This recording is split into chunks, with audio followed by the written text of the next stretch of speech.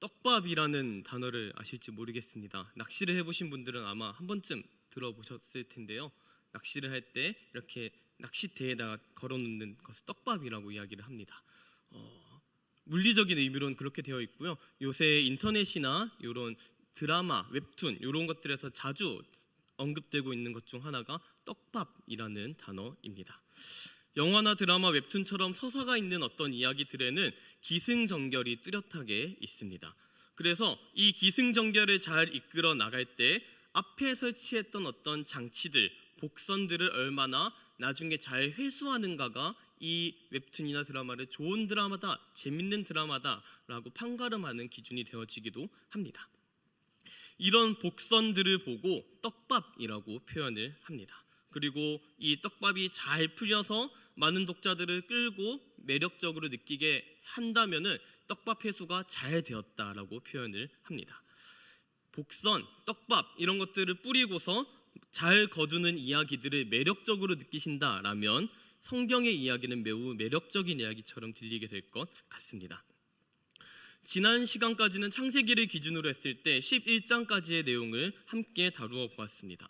프로토 히스토리, 그러니까 우리말로 원역사라고 옮기는 이 영역에서 다루는 믿음에 대해서 다루어 보았습니다. 아벨에 대한 믿음과 그리고 노아에 대한 믿음으로 기록 이전에 있었던 믿음들은 어떤 것인지에 대해서 함께 나누었습니다. 그리고 오늘 믿음 하면 빼놓을 수 없는 인물 아브라함을 이제 다루려고 합니다. 아브라함이 드디어 등장을 했습니다. 그리고 아브라함 하면은 빠질 수 없는 수식어가 있습니다. 무엇의 조상이라고 하죠? 믿음의 조상이라고 합니다. 그런데 창세기의 내용을 가만히 살펴보게 되면 방금 전에 기도해 주신 내용에서도 그렇게 선하지만은 않은 믿음의 조상답지 않은 그런 모습들을 창세기에 많이 기록되어 있음을 우리는 알 수 있습니다. 그리고 창세기의 내용을 가만히 잘 살펴보시면은 또 한 가지 느끼실 수 있는 것은요, 아브라함은 족보가 없습니다. 톨레도트라고 하는 그 족보들을 잘 살펴보시면은 아브라함에 대한 족보는 따로 없습니다. 데라의 족보는 기록이 되어 있고 아브라함의 자손 이삭의 족보들은 기록이 되어 있는데 아브라함의 족보는 이러하니라라고 기록된 것은 따로 없습니다. 창세기를 살펴보면 살펴볼수록 아브라함이 과연 믿음의 조상이 되는 것이 맞나, 옳은 일인가라는 생각이 들게 됩니다. 오늘 본문에서 나타난 동사들을 바탕으로 해서 창세기와 비교, 대조하면서 아브라함이 믿음의 조상이 되는 까닭을 함께 파헤쳐 보도록 하겠습니다. 오늘 본문에 따르면 아브라함이 믿음으로 행했던 것들은 총 두 가지였습니다. 하나는 순종하여 나아갔었던 것이고 두 번째는 약속의 땅에 거류하였다라는 것입니다. 그리고 이 두 가지를 했던 까닭은 그 10절에서 이야기하고 있듯이 하나님이 계획하시고 지으실 터가 있음을 바랐기 때문에 이 앞에 순종하여 나아갔고 약속의 땅에 거류하였다라고 기록이 되어 있습니다. 우리 창세기의 본문을 함께 보시면서 다시 한번 확인해 보면 좋을 것 같습니다. 창세기 12장 1절의 말씀입니다. 창세기 12장 1절의 말씀입니다. 제가 읽어드리겠습니다. 여호와께서 아브라함에게 이르시되 너는 너의 고향과 친척과 아버지의 집을 떠나 내가 내게 보여줄 땅으로 가라 라고 기록되어 있습니다. 아브라함이 살던 고향 갈대아 우르는 인류 문명의 발생지로 티그리스 유프라테스 강 그 유역에 있던 메소포타미아 유역에 소속하는 곳입니다. 꽤 살만한 지역이었고 괜찮은 장소였습니다. 그리고 그 아버지 하란을 따라서 내려왔었던 그 하란이라는 장소도 마찬가지로 유프라테스 영역에 있는 어떤 지역이라고 기록되어 있습니다. 실제로 꽤 살만한 지역이었고 인류 문명의 발생지였으니 꽤 풍요로운 도시 국가였을 것이라고 예상을 하게 됩니다. 땅으로 따져도 꽤 나쁘지 않았고 꽤 안정적인 삶을 살았던 것이 아브라함의 이전의 삶이었음을 우리는 예상해 볼 수 있습니다. 이 아브라함이 살아있던 장소는 꽤 친한 친구들과 든든한 친척들이 있는 나쁘지 않은 땅, 그런 곳이었으며 오랜 경험으로 자신의 경험으로 살아낼 수 있는 것들이 많이 축적되어 왔었던 땅들이었을 것입니다. 삶의 방식, 익숙한 문화가 있는 그 땅에서 이제 주님께서 나타나십니다. 그런데 주님께서 나타나셔서 하시는 말씀은 이제 그 땅을 떠나라 라고 이야기하십니다. 내가 내게 보여줄 땅으로 가라 라고 이야기를 하셨는데 하나님께서는 어디로 어떻게 가야 하는지 내비 하나 찍어주지 않으시면서 그냥 가라 라고 이야기를 하십니다. 목적지를 알려주시지도 않았고 그냥 떠나라 라고 막상 이야기를 한다면 이 여행이 달가울 리가 없습니다. 왜냐하면 돌아올 곳이 없는 것은 더 이상 여행이 아니라 방랑이 되어지기 때문입니다. 아브라함의 입장에서 이 가라라는 명령들을 한번 생각해 보면 좋겠습니다. 얼마나 당황스러웠을까라는 생각이 들었습니다. 아내에게는 뭐라고 얘기하지? 어떻게 설명을 해야 하지? 하나님이라는 어떤 분이 계시는데 그분이 나보고 가라라고 하더라. 뭐 이런 얘기를 해야 하지 않았을까요? 그리고 내가 지금까지 여기에서 쌓아놓고 누려왔던 모든 것들, 사회적 기반, 경제적인 것들은 어떻게 하지? 꼭 내가 떠나야만 할까라는 생각을 했을 것입니다. 익숙한 것들과 헤어진다라는 것은 쉽지 않은 일입니다. 안전한 곳을 떠나서 알 수 없는 어딘가로 떠나는 것은 보통 일은 아닌 것입니다. 예상할 수 없는 일에 대한 어떤 두려움들 때문에 우리는 집 나가면 고생이라고 합니다. 힘들고 불편하기 때문에 우리는 우리 삶의 보금자리에서 떠나고 싶어 하지 않는다는 것입니다. 그러나 오늘 본문에 따르면 그리고 창세기에 따르면 하나님께서는 아브라함에게 떠날 것을 요청하십니다. 그리고 그 근거는 그 이후에 나오는 12장 2절과 3절에 기록되어 있습니다. 어떤 내용인지 간략하게 요약을 하면 참된 축복의 경험을 위해서 그 자리에 머물러 있지 말라 그리고 나오라 라고 도전하고 계신 겁니다. 변화를 두려워하지 말고 정말 복된 삶을 위해서 가라고 명령하신 것입니다. 이제 더 이상 그곳에 멈추어 있지 않고 내가 너로 큰 민족을 이루겠다라는 역사, 약속을 동참하라고 이야기하십니다. 아브라함이 하나님께 부르심을 받은 이 사건은 대형 떡밥에 속합니다. 왜냐하면 이 대형 떡밥이란 단어로 쓸 수밖에 없는 까닭은 이후에 모든 구원의 사역이 아브라함을 통해서 실현되었기 때문입니다. 이 대형 떡밥이라는 단어를 교회적인 용어로 변경하게 되면 어떤 것으로 바뀌게 될까요? 섭리와 계획으로 변경이 될 수 있겠습니다. 아브라함을 통해서 이 땅을 향해 섭리하실 것, 계획하실 것을 이루어 가시는 하나님의 메시지가 창세기에서 던져졌다라는 것입니다. 하나님께서는 세상에 복을 전할 한 민족을 세우기 위해 아브라함이라는 존재를 세우셨습니다. 택하시고 부르셨습니다. 그 하나님께서는 부르기만 하지 않으셨고 반드시 또 하나의 약속을 더하여 주셨습니다. 그 약속이 무엇입니까? 하나님의 부르심 앞에서 고민과 갈등이 생길 때마다 선택의 어려운 가운데 우리가 더 마음을 써야 하는 것들이 그 약속임을 우리는 믿어야 합니다. 하나님의 약속은 우리가 더 나은 선택을 할 수 있도록 길잡이가 되어주고 우리를 안내해 줍니다. 하나님께서 아브라함에게 약속하신 내용 창세기 12장 2절입니다. 내가 너로 큰 민족을 이루고 내게 복을 주어 내 이름을 창대하게 하리니 너는 복이 될지라.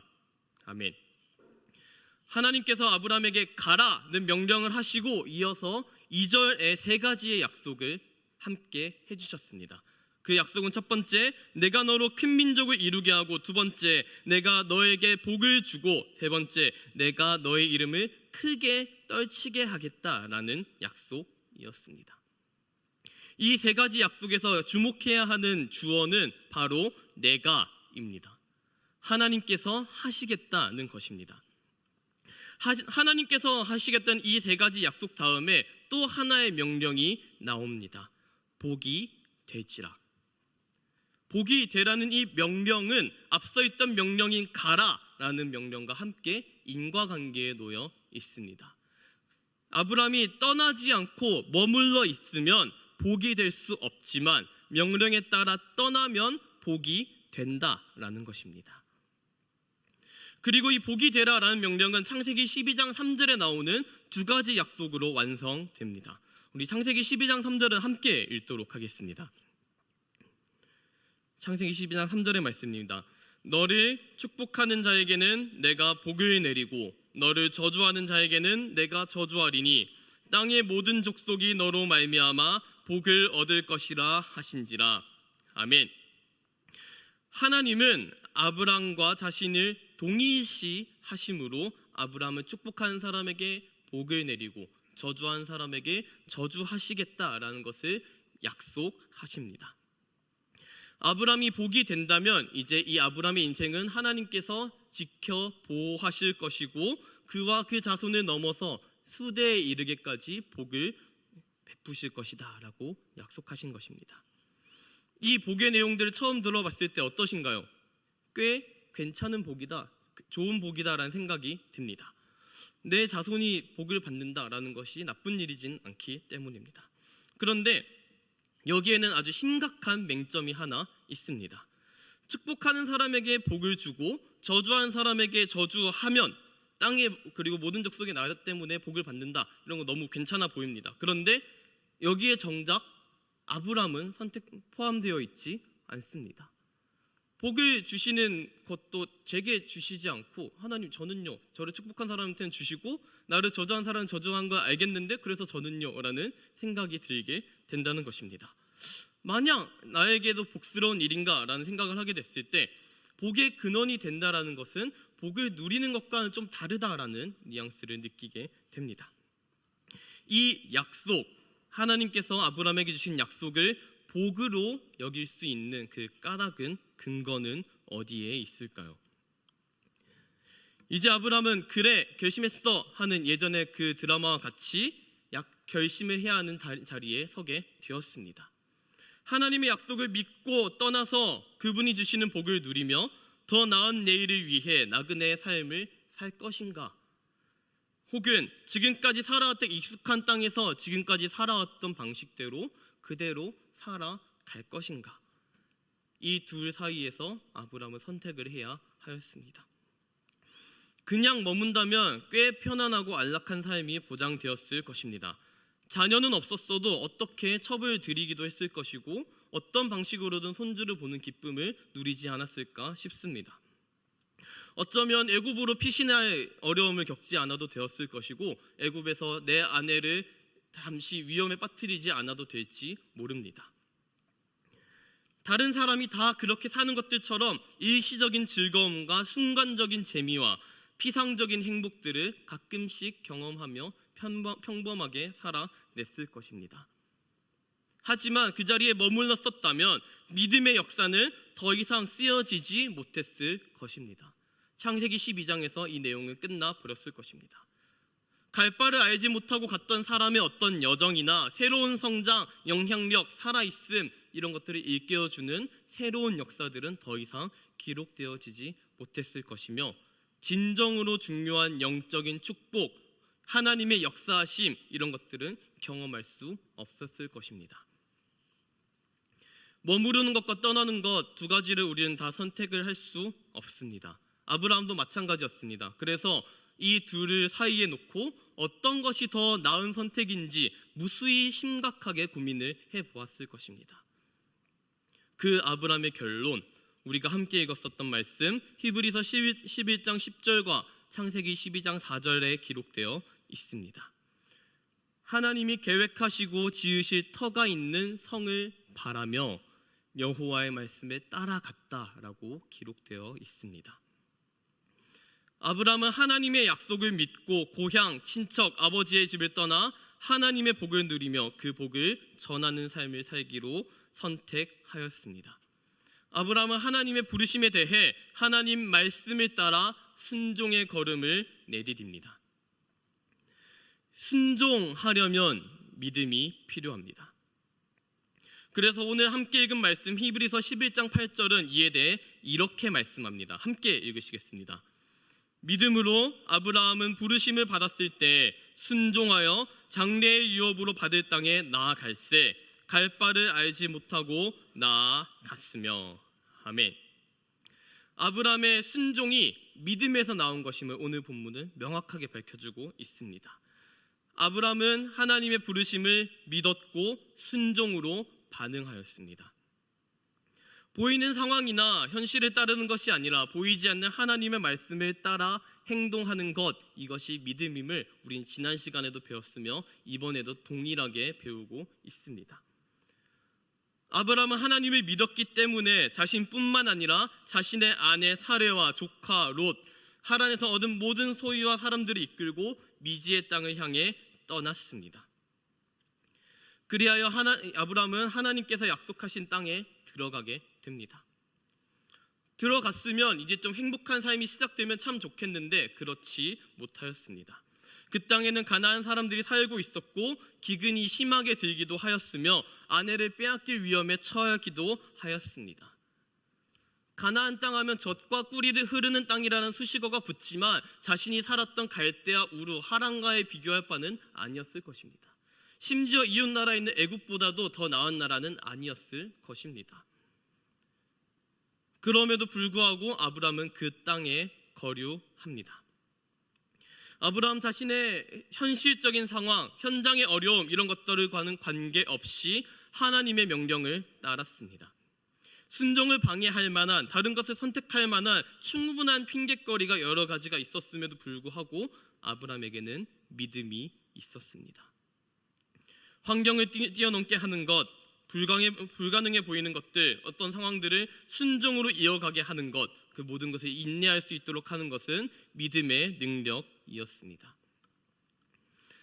하나님을 향한 믿음이, 하나님의 말씀에 향한 순종하는 믿음이 여러분들에게 있으신지요? 아브라함은 하나님의 부르심에 믿음으로 순종하였습니다. 아브라함을 부르셨던 그 하나님께서 우리를 오늘도 부르고 계십니다. 하나님의 축복을 더 풍성히 누리는 인생이 되도록 우리를 부르고 계십니다. 하나님은 우리에게 익숙한 것들을 뒤로 하고 떠나라 라고 말씀하시며 우리의 순종을 요청하십니다. 안전하게 여겼던 그 자리에서 일어나 나를 신뢰함으로 이 광야의 길을 따라오라 라고 말씀하신다는 겁니다. 하나님의 약속을 믿음으로 신앙의 모험을 해보라고 도전하고 계십니다.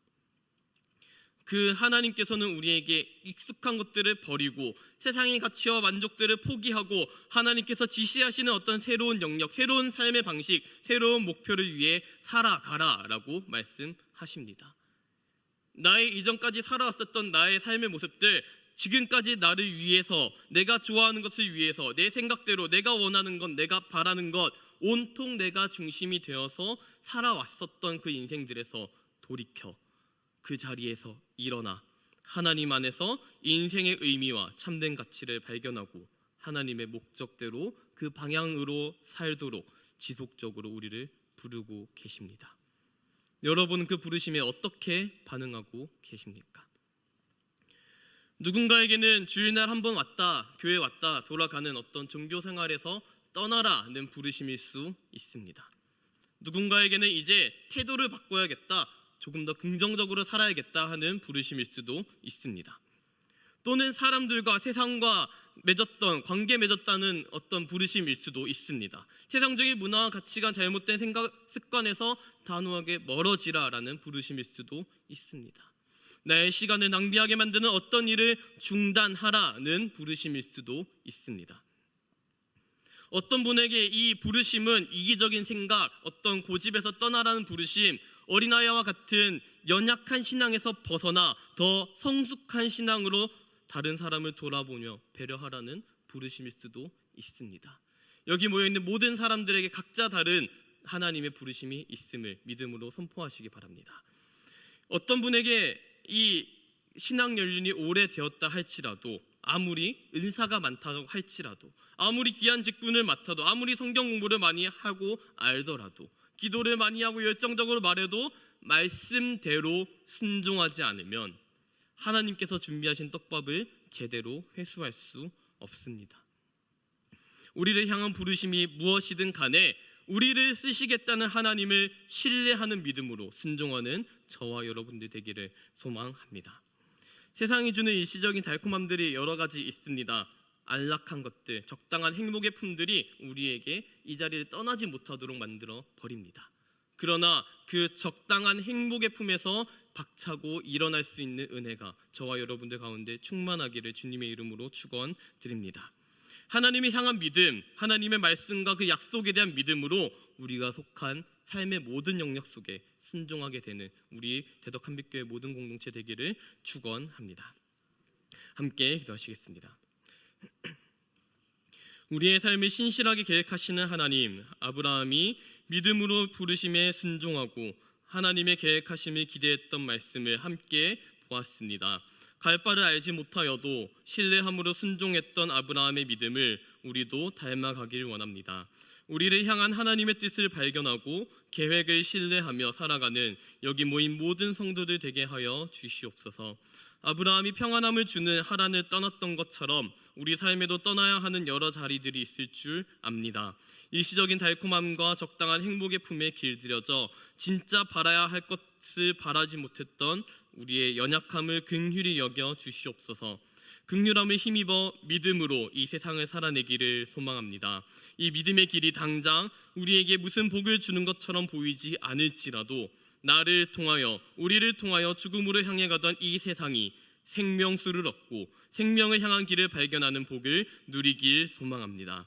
우리에게 그 복이 계속해서 흐를 수 있도록 끊임없이 공급해 주시고 기도와 찬양 언제나 드리는 모든 예배를 통하여 깨끗하게 지어져가는 여기 모인 모든 주의 자녀들 되기를 소망하며 이 모든 말씀 예수님의 이름으로 기도드립니다. 아멘.